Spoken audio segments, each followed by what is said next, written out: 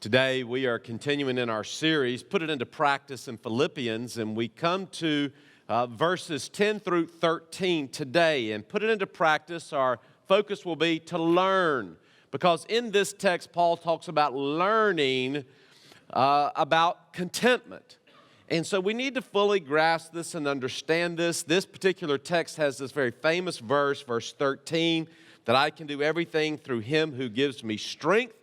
Can I ask how many people in here have quoted that quite often throughout their life? Philippians 4:13. All right. So you're familiar with the text. And I do think we have some exposure to the text, but I'm really going to raise the question today, do we really understand what it means? And if we don't, we need to. And I think the study of verses 10 and 11 and 12 lead to a complete understanding of what verse 13 really means. And we need this because we need to live by the strength that God gives to believers. We don't just need to have an understanding in our minds, we need to have an experience of its reality. We've got to understand the power of God. And the power of God is not just, as we may equate it, raw strength, the ability to pick up a large, heavy object, although God can move anything that He wants. But it's more about an understanding of the peace of God, the presence of God, the way of God, and trusting in that. And we've got to come to that understanding. I know that your place in Scripture is in Philippians 4, but flip over to Mark 4, and I just want to read this because this passage came to mind for me in Mark chapter 4, verse 35 and following. This is a story of Jesus and His disciples where He calms the storm. And here's what the text says. Mark 4, verse 35. He said, that day when evening came, He said to His disciples, let us go over to the other side. Leaving the crowd behind, they took Him along just as He was in the boat. There was also other boats with Him. A furious squall came up, and the waves broke over the boat so that it was nearly swamped. Jesus was in the stern, sleeping on a cushion. The disciples woke Him and said to Him, Teacher, don't you care if we drown? He got up, rebuked the wind, and said to the waves, Quiet, be still. Then the wind died down, and it was completely calm. He said to His disciples, Why are you so afraid? Do you still have no faith? They were terrified, and they asked each other, Who is this? Even the wind and the waves obey Him. I don't know about you, but for me, many times in my life, I am like the disciples. I am terrified. I am calling out to the Lord to do something, but really it is in fear, not in faith, that I need Him to act. And oftentimes when we live by fear instead of faith, we lack contentment, we lack trust, we lack to understand fully who Jesus is. That is, fully the fact that He does command the wind and the waves, right? He is God, and we are not. And we need that perspective if we're truly going to understand what real contentment is that leads to, I can do all things in Christ who gives me strength. If we don't equate all of these things, we'll just live from one fear to the next fear. It doesn't mean that we don't know the Lord. It doesn't mean that we don't call on Him. It doesn't mean that we don't look to Him. But we're missing the element that it's in Him. And that it's Him that allows us the confidence, the contentment to do what we need to do because He is actively working in our lives. Some of you here today need that. You need to grasp this. You need to understand this.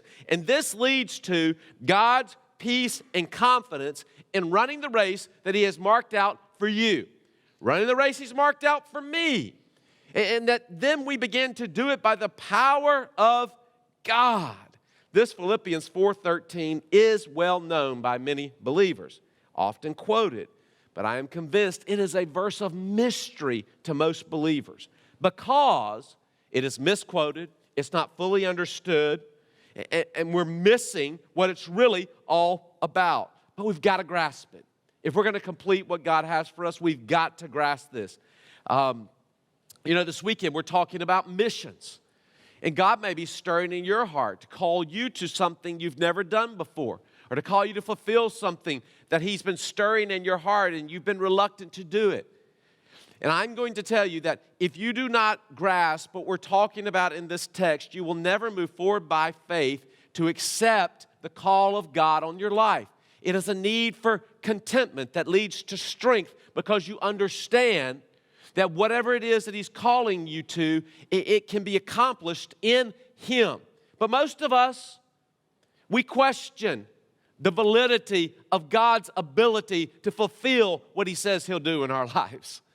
We step back and go, well, can God really do that? Will He provide the finances? Will He provide me to do what I need to do? Like Moses when he had the call of God on his life, and he said, but I can't speak, and I don't know. And God got to a point, He said, come on now, Moses. All right, I'll provide Aaron for you. I'll provide this for you. And it's God's provision to take care of all the things that we don't think can happen or that we don't think we're capable of, that we began to lean on the Lord and watch Him do through us what we cannot do. You know what's so great about that? It's when God works that way, we give Him the glory. We don't steal it. We don't go, well, look what I did for the Lord, and look how great of things I've done for Him. We don't go there because we realize it is God working through us. So I really want you to, whatever it is that God's stirring in your heart, that you'll come to a point of contentment and strength in the Lord to accomplish His will. Paul had what I am calling a can-do attitude. Because he says in 13, I can do all things through Christ who gives me strength. But I want us to understand Paul's can-do attitude by looking at 3 points today. First, I want us to see the renewed concern out of verse 10. Then I want you to see the learned contentment, verses 11 and 12. And then lastly, we will see this famous verse 13, the expressed confidence that he had. But we cannot fully grasp 13 until we tackle verses 10, 11, and 12. So let's dig in. And let's see what he's talking about here. First, I want us to see the renewed concern, verse 10. He said, I rejoice greatly in the Lord that at last you have renewed your concern for me. Indeed, you have been concerned, but you had no opportunity to show it.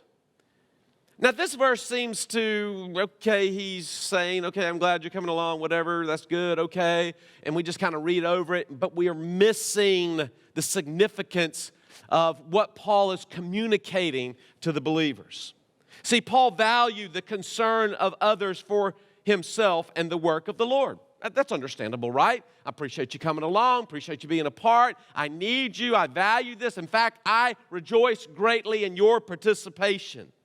Support, yes, is significant. We need the support of one another.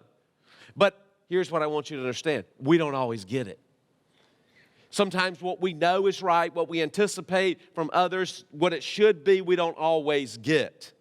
So, what Paul had been doing prior to this renewed concern is that he had been pressing on in the Lord, even if they were unable to show their concern. Now, that is significant. See, he wasn't living for the concern of others. He was still moving forward in the Lord.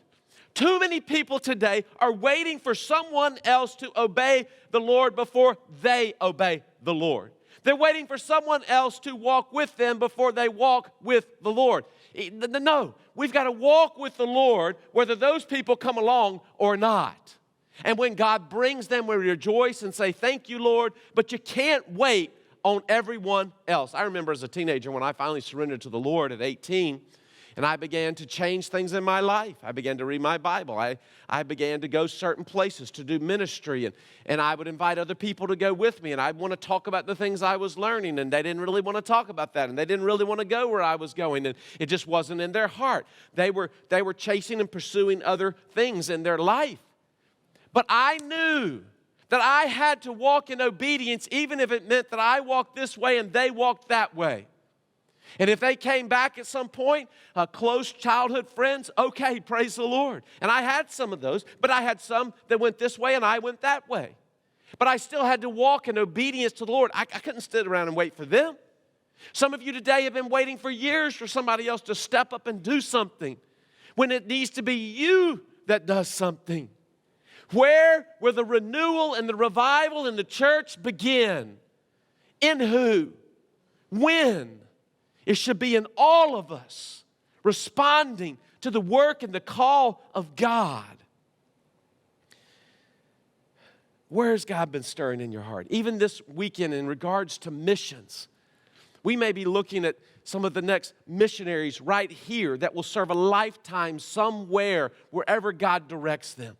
It may be that God stirs in your heart a ministry or mission right here in our town, in our sphere of influence, and in the mission field in which God has placed us. Are you open? That's really the question. Or are you waiting for others? See, this verse, as simple as it may seem, is dealing with the people factor. And what we think about others thinking about us is an indication of where our walk with God is. I want you to know there are two different things that you and I deal with. One is a testimony. We talk about what is our testimony to other people. And the other is our reputation. Testimony deals with how people see the activity of God in our lives. Reputation deals with what we are concerned about, how other people view us. There's a big difference, and a distinction must be made. Do not confuse the two. And when we are concerned about what people think, because it defines who we are, then we're more focused on ourselves than we are on God, who we are to be serving. Let me give you an indication, a couple of things maybe that help you grasp this distinction. One is, take for example, if you're caught in a sin, and you're more concerned about the price you will pay than the testimony that is impacted in regards to God in you, you're probably more focused on yourself than you are God. How about this?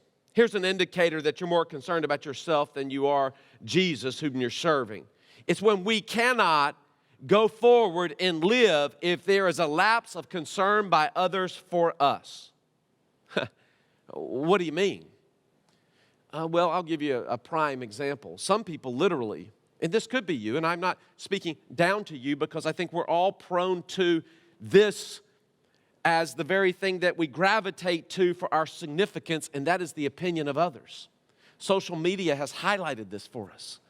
Some people specifically, purposefully, with mission-mindedness, put forth certain posts, videos, pictures, whatever it is that they post, for one reason only, to have a response from other human beings that validates who they are and their purpose in life. It's real. But as for the believer, and I'm not saying we shouldn't post things, I'm not saying we shouldn't celebrate things, I'm not saying that we shouldn't engage other people with content, we should do all of those things, but we must make sure that why we do what we do is to bring glory to the Father, not to draw attention to ourselves so that we can then find value in ourselves so that we can go forward. Because what happens is it is a drug that will not satisfy. That's why people do it over and over again. That's why people have to come up with new and more creative and more exaggerative type things in order to create interest, to keep the likes and the views and the thumbs up coming so that they can say, look, I have value. Because isn't that what every human being wants, is to know that they are valued and that they are loved? We do. But the only place that it is satisfied is in our relationship with God.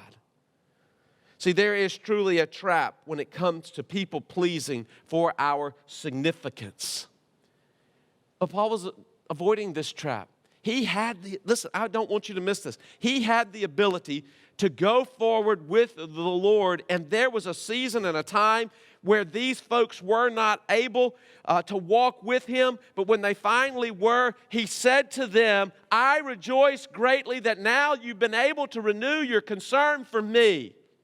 And what's significant about that is he had not stopped his life in fulfilling the will of God. But when they did come along, okay.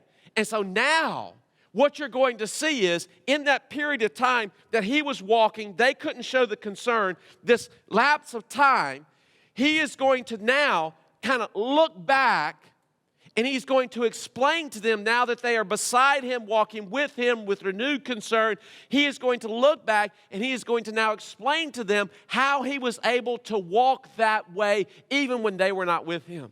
That's what the next verses do.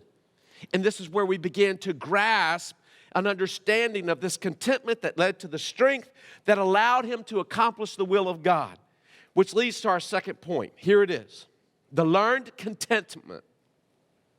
He said, I'm not saying this because I am in need, for I have learned to be content whatever the circumstances.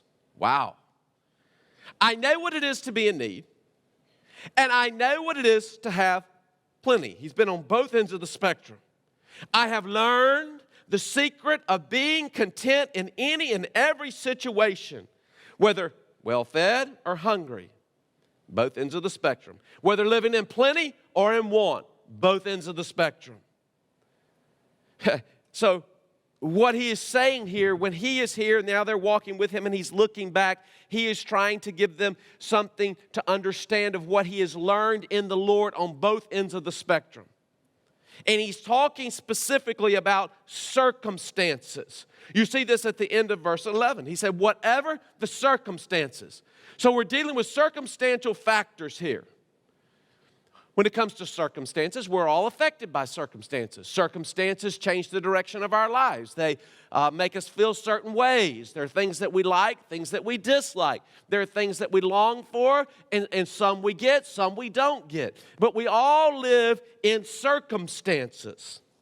And some of us are not content unless our circumstances are a certain way. That is, typically, it has to be our way. Whatever makes us feel a certain way, a happy way. But that is no way to live life. I want you to know, and I think we probably all do know this, that we cannot create perfect, happy circumstances all the time in our lives. This is not reality. It's not real. I mean, we want to try to act like that, but that's not reality. Life is full of imperfect sets of circumstances that you and I would never write into the script of our life. We just wouldn't do it. The story is told about a pilot who always looked down intently on a certain valley in the Appalachians when the plane passed over. So he'd fly his plane, and there was a certain spot he'd always just kind of look down. And one day his co-pilot asked him, what's so interesting about that particular spot that you always look down at? And the pilot replied, he said, you see that stream? And his co-pilot said, well, yes. He said, well, when I was a kid, I used to sit down there on a log and fish. And every time an airplane flew over, I would look up and wish I were flying. And he said, now I look down and wish I were fishing. You know, I think there's a lot of truth in that. The other day, Michelle and I were driving out of the neighborhood, and there was a little boy playing in the yard. And she said, look, I think he's waiting for a neighbor child to come out so they could get together and play. I said, man, that used to be the day, boy. I used to love that. Just play in the neighborhood, you know. I did. I loved it. There was a freedom to it. And I told her, yeah, and when I lived like that, I said I had no idea how good I had it. And most kids don't. You just enjoy that. But, you know, looking back. Well, guess what? I can't go back. I'm too old. Those days are gone, right? And so, but too often people live in the past and they think, oh, if we could just be there. And too many people think, well, if I could just have that going into the future, then I'll be happy. And then I'll feel content. Then I'll feel complete. You know what my experience has been? It's just not true. Going back doesn't fulfill you. Getting what you think in the future is going to fulfill you doesn't fulfill you. Not if it's tied to experiences, circumstances, physical things, whatever it may be. It doesn't. It just doesn't. I'm sorry. It may entertain us for a while, but it doesn't fulfill us. The only thing I have found in my own personal experience that fulfills me is my walk with God. Is spending time with Him, knowing that I have peace in my heart, moving forward in easy things, hard things, when I have a lot, when I have a little, both ends of the spectrums, whatever it is, there's that knowing that I am at peace with God that brings the contentment for me to go forward and to fulfill what He has for me that day, whatever it may be. This is important because I cannot create a perfect, happy circumstances all the time in my life. Here's some observable facts that I've watched, and it's simply this, is that people are looking to external fixes to cure internal turmoil. I think that's why substance abuse is what it is. I think that in whatever area, it's because people, they're lacking something on the inside, and they can't satisfy it. They can't cure it, but they're trying with all kind of external things. But you can't. Only God can fill that void that is there. See, people are desperate to find out who they are and what their purpose in life is. When he talks about the word content right here in these verses, it means self-sufficient, not in need, satisfied. What that word, kind of a word picture would be like if you're hungry and you sit down and you eat a meal, and at the end of it you go, I am fully satisfied. It is a moment of, I don't want any more food. I don't need any more food. I'm content. And this is what God does for us. And He is a resource within us that makes us so we don't have to live dependent on outside things for full satisfaction. See, it's God. The world's approach is to focus on man's desires, not on God. The world focuses on the flesh first, but God addresses the need of the soul first. Now, He's promised to meet your needs, your physical needs. He said He'll take care of the birds, little birds flying around. He feeds them. He'll feed us. He meets our every need, maybe not our every want, but He meets our every need. But the greatest need of humanity is soul rest with God, which is another way of saying contentment in God. We need it. You need it. I need it. So where are you? Let me ask you this question. Where are you deriving your value from right now? Do you have to have certain people in your life to feel loved and content? Is it people? Are you getting your value from yourself, your own abilities? Let me tell you, whatever ability you have, God gave it to you. I'm not saying you didn't develop, but if you did develop it, God gave you the strength and the life to develop it. He provided the resources for you to develop it. Anything that we have to offer and give in life, it comes from God, and we ought to give God the glory. So we can't glory in ourselves. How about money?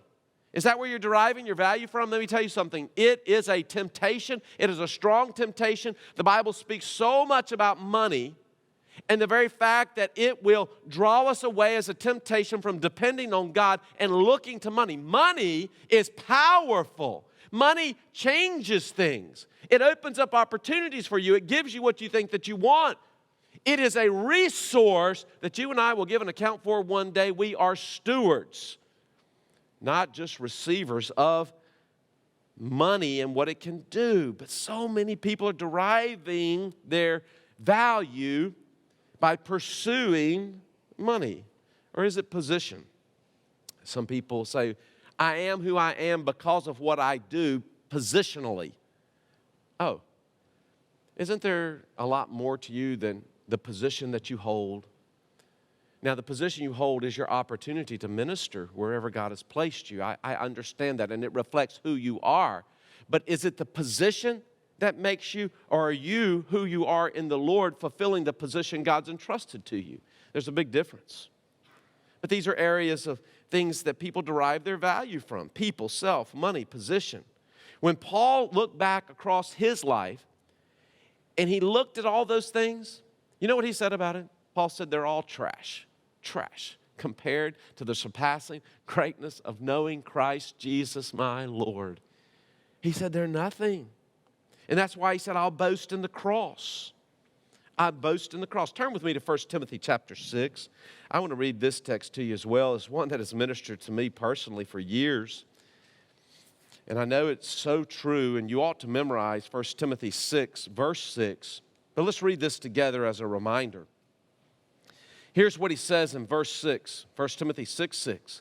He said, but godliness with contentment is great gain. Now let's talk about some facts of life. You ready? For we brought nothing into the world. How many of you people were born, you know you brought something with you? How many of you brought a Lamborghini with you when you were born? Nobody. None of us. You brought nothing into the world, and let me tell you something, you can take nothing out of it. Isn't that true? But if we have food and clothing, we will be content with that. People who want to get rich fall into temptation and a trap and into many foolish and harmful desires that plunge men into ruin and destruction. For the love of money, that is the love of it, not money itself, but the love of it is a root of all kinds of evil. And some people, eager for money, have wandered from the faith and pierced themselves with many griefs. That's people that know the Lord, people that knew the truth. And money got out in front of them. Money's not going to do it. I'm here to tell you, money's not going to do it. But godliness with contentment, that's great gain. Let me give you 3 lures to false contentment. 3. The first one is people.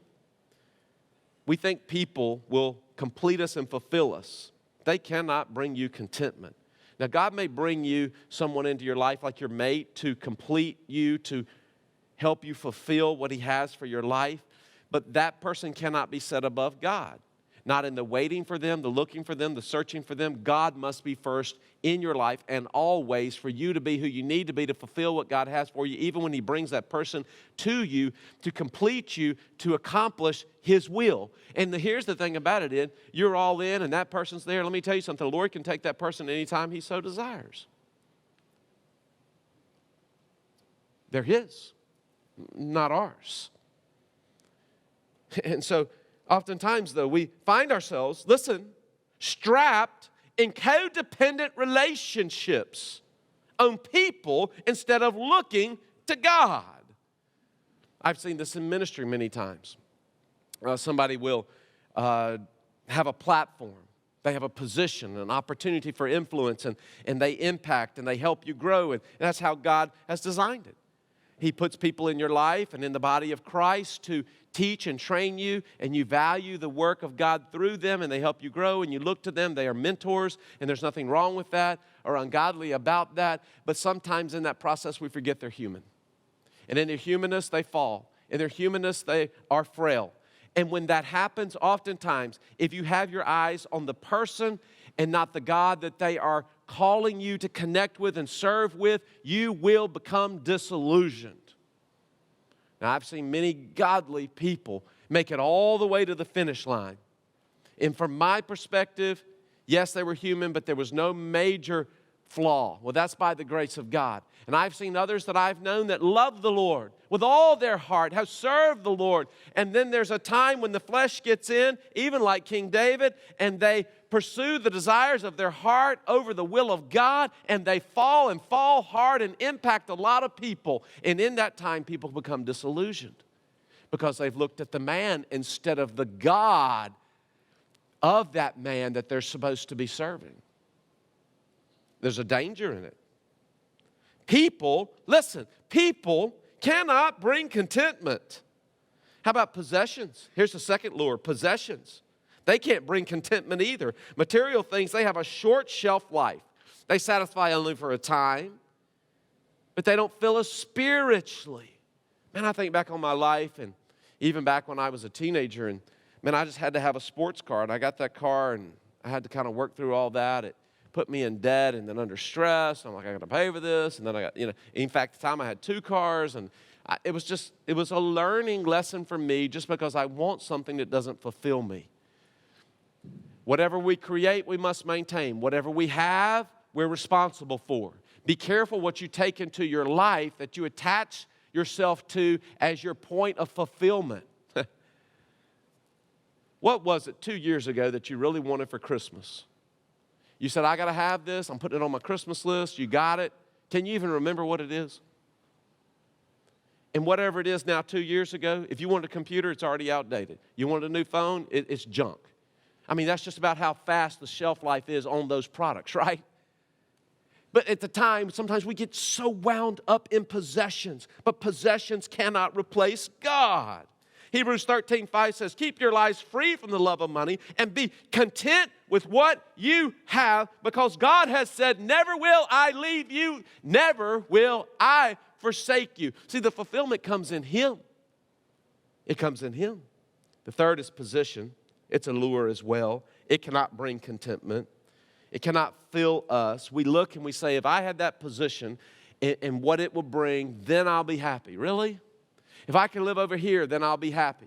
If I could go and travel here, if I could have this position or do that, maybe, if that's what God has for you, okay, yes.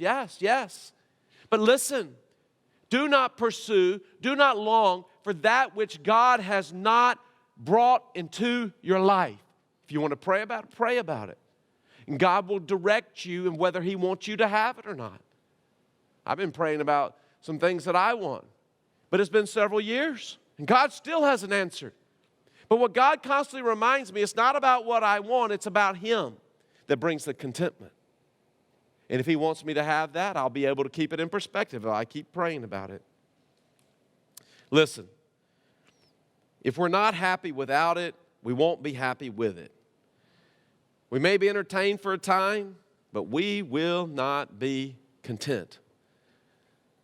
I'm going to give you 2 tips to learning contentment, and here they are. The first is you got to have a teachable spirit. You got to have a desire to learn. You say, well, why? What do you mean? Because contentment is learned by, you got to get this in order now. Contentment is learned by, that is in the experience. It's not an experience, it's learned in the experience.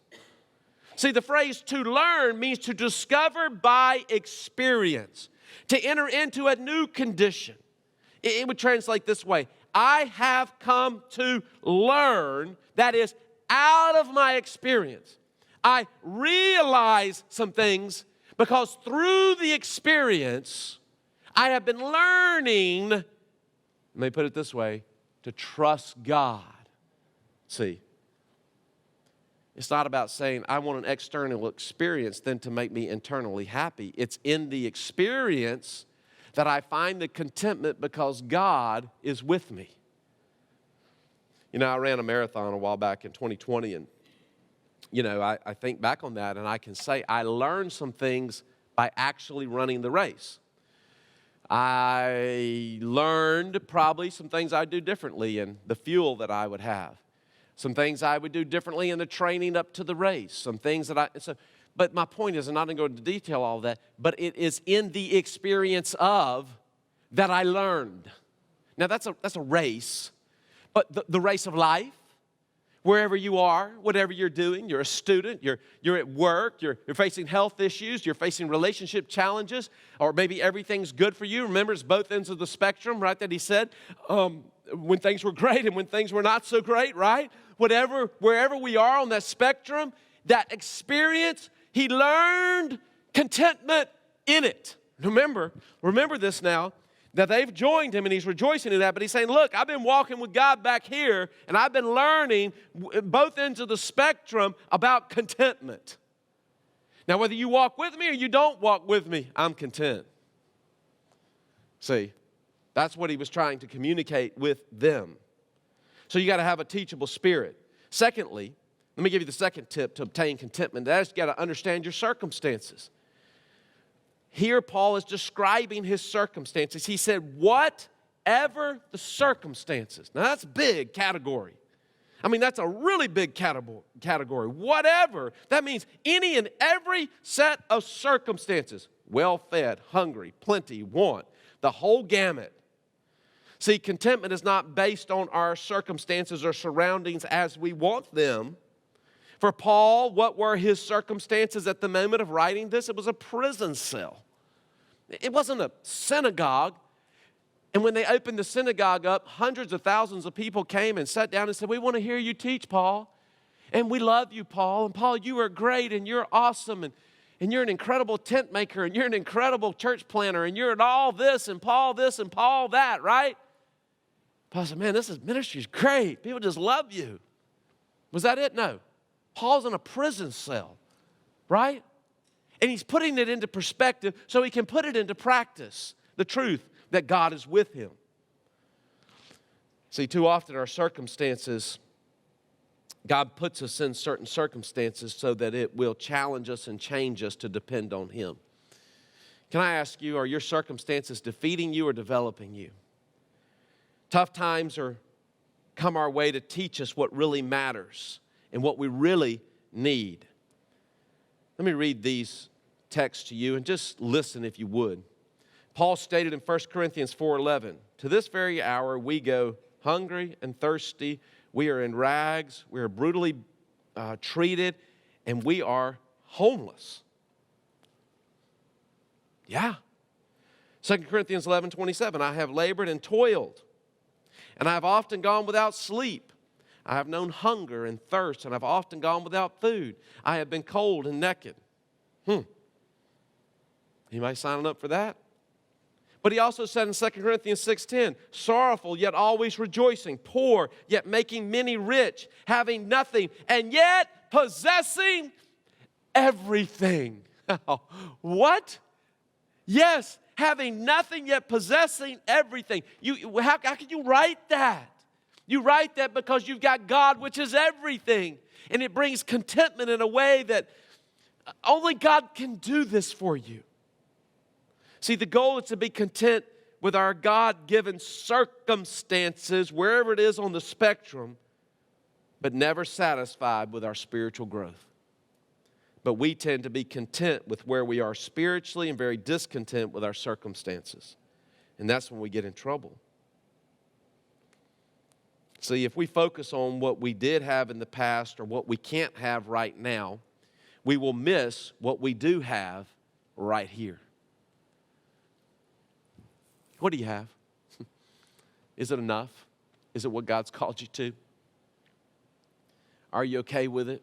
Are you content? Because if you don't settle the contentment issue within you, you cannot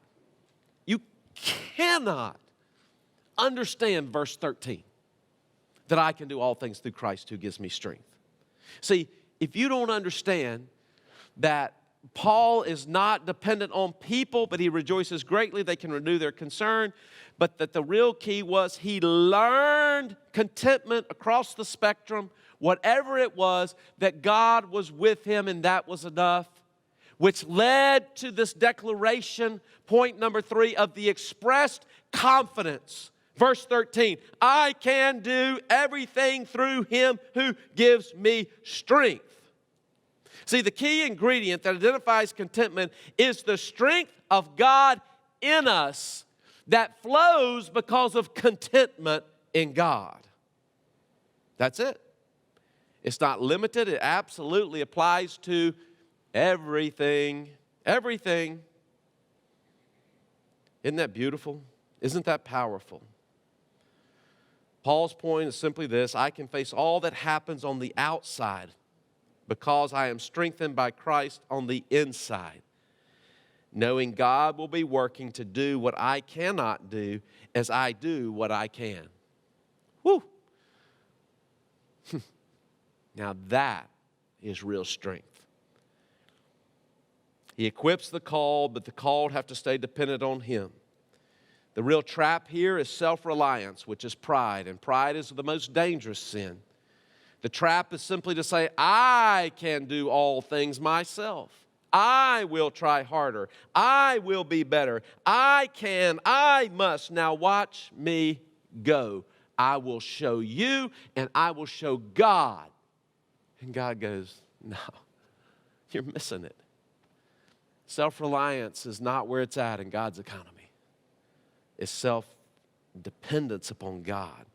C.S. Lewis wrote these words. He said, God cannot give us peace and happiness apart from himself because it is not there. There is no such thing. It's true. Mark Buchanan shared a personal testimony when asked, looking back across his life, what his biggest regret was. And I want to read a little bit of that to you. He shared of his life, and he said, I've been in a hurry most of my life, always rushing to get from where I am to where I'm going. I was always cocking my arm to check my watch, doing that habitually, mechanically, mindlessly, always leaning heavy on the gas in the passing lane, angry that drivers in front of me doesn't share my sense of urgency, that she's in a particular hurry and can't seem to imagine a world where anybody would be. Always fuming over having to wait in the bank line, the grocery checkouts, and road construction zones. Someone asked me recently, what was my biggest regret in life? I thought for a moment, surveying the vast and cluttered landscape of my blunders and losses, the evil I had done and the evil that had been done against me. Being in a hurry, I said, getting to the next thing without fully entertaining the thing in front of me. I cannot think of a single advantage I've ever gained from being in a hurry. But 1,000 broken and missed things, tens of thousands lie in the wake of all that rushing. Through all that haste, I thought I was making up time. It turns out I was throwing it away. I want to learn to pass through a day without passing it by. That's really a definition of contentment. Contentment lets us accept, see, and receive where God has placed us. And then we live for His glory in the midst of it by the strength that He provides. Some of you today, you've been discontent for a long time. And oftentimes when we're like that, we make everybody around us miserable. Because we hadn't settled the issue with God. There's only one way to do that. It is to get broken and to get real before God and tell Him, I'm going to stop pursuing everything else, but I'm going to pursue You. And I'm going to let You be my all, my everything. And in so doing, godliness with contentment will become great gain for you.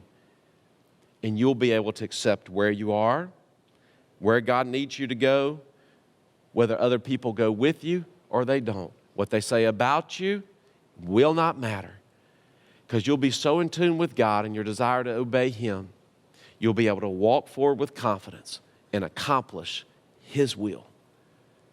And when we learn to do that, it's amazing what God can do. Let's go to the Lord in prayer.